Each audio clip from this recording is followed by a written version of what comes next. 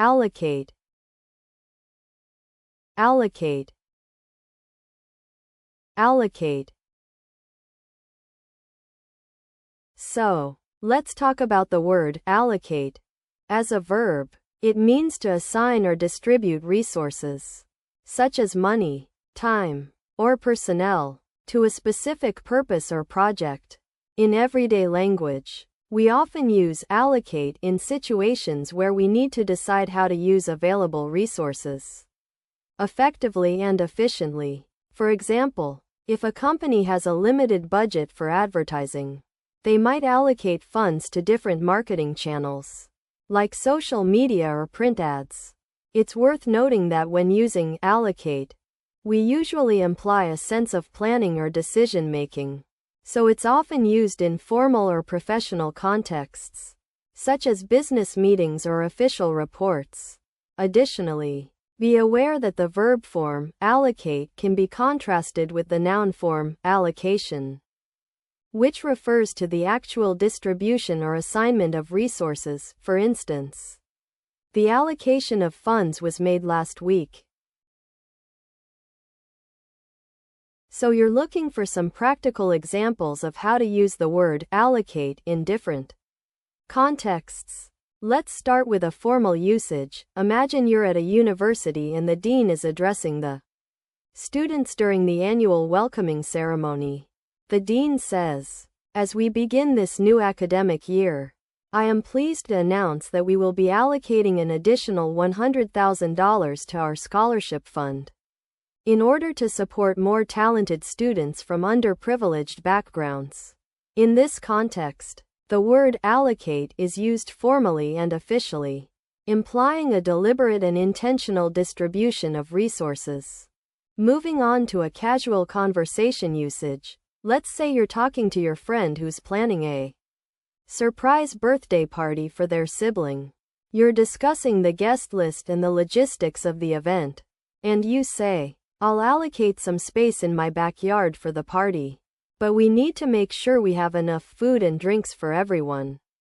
Here, the word allocate is used casually, implying a spontaneous and practical distribution of resources. It's not too formal or official, just conversational. Lastly, let's look at a business or academic usage. Imagine you're at a conference and someone asks you about the best ways to manage project resources. You respond by saying, "One of the key strategies for success is to allocate tasks efficiently among team members, so that everyone knows their responsibilities and can work together effectively." In this context, the word allocate is used in a more technical or professional sense, implying a detailed and intentional distribution of resources. So you want to know what allocate means? Think of it like this. When you have a limited amount of something, like money, time, or resources, and you need to decide who gets some or how much each person gets, that's basically what allocating does. It's like giving out portions of a shared resource, making sure everyone gets their fair share. For example, if you're planning a trip with friends and you have a limited budget for food, you might allocate $10 per person so everyone knows how much to spend on dinner. Assign, assign, assign. Let's talk about the word assign. The part of speech for assign is a verb, which means it's an action word that shows what someone or something is doing. In common usage, assign usually means to give someone a task or job to do, especially one that has been officially given to them by someone in authority. For example, a teacher might assign homework to their students, or a manager might assign a new project to an employee. A special note about the word assign is that it can also be used to mean to give something to someone else, like a responsibility or a duty, but not necessarily a task or job to do. For instance, a person might assign a team leader to lead their colleagues on a project. Here are 3 examples of the word assign used in different contexts. In a formal university setting, a professor might say to her students, "For this semester's project, I will assign each of you a research topic related to environmental science. And I expect you to submit a 10-page report by the end of the month." In this context, the professor is distributing specific tasks or responsibilities among her students. The word assign here implies a sense of authority and expertise. In a casual conversation with a friend, someone might say, "Hey, can you assign me a task for tomorrow's cleaning?" Here, the person is asking their friend to give them a specific chore or responsibility to complete. The tone is relaxed and conversational, implying that both parties are on equal terms. In a business meeting, a project manager might say, "We need to assign a team leader for this new marketing campaign. Someone who can oversee the entire process from start to finish." In this context, the word assign implies a sense of delegation and responsibility, where one person is entrusted with overseeing the entire operation. The tone is professional and serious, implying that a lot depends on the correct assignment of tasks.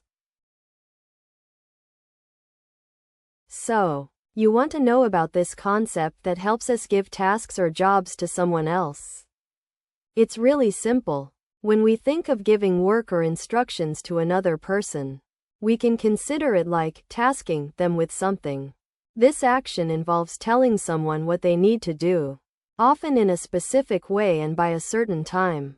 It's like saying, "Hey, I want you to go and get some information for me." The main characteristic of this concept is that it's about transferring responsibility from one person to another, usually to help them learn or accomplish something. In many cases, people use words like send, give, or have to describe this action, so it's not too hard to figure out. When we task someone with a job, it helps us share the workload and makes sure things get done in an organized way, which is really helpful for projects or everyday life. Attach. Attach. Attach. Let's talk about the verb attach. So, attach is a common verb that means to join or fasten something to another object or surface, often using some kind of physical force or material like glue, tape, or a hook. In everyday conversation, people use attach in situations like attaching a tag to a gift, attaching a file to an email, or even attaching a price label to a product. It's also used in more formal contexts, such as in engineering and technology, where you might attach a sensor to a machine or attach a wire to a circuit board. What's nice about attach is that it can be used with both physical objects and abstract concepts. For example, attaching a title to a document or attaching importance to a particular issue. The key thing to remember is that attach implies a sense of binding or linking something together. So you'll know if you're using the right word when you think about joining two things in some way. So you know how to use the word attach in different situations. Like, if you're writing a formal letter, you might say, "I am attaching a copy of my resume for your reference." That's when you're including something with a document, like an appendix or a supporting material. In a casual conversation, someone might say, "Can you attach the photo to this text message so grandma sees it?" That's about adding something to a digital message, making it easy to share between people.